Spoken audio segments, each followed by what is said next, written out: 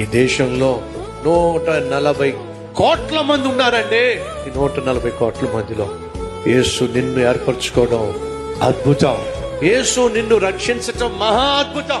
యేసు నిన్ను తన కొడుకుగా కూతురుగా అంగీకరించి పరలోక వారసురాలుగా మార్చుకోవడం చెప్పండి ఏంటో అన్నిటికంటే మహా అద్భుతం. ఆ యేసు నీ హృదయంలో అడుగు పెట్టడం, నీ జీవితంలో అడుగు పెట్టడం అన్నిటికంటే బహు అద్భుతం. మర్చిపోకండి.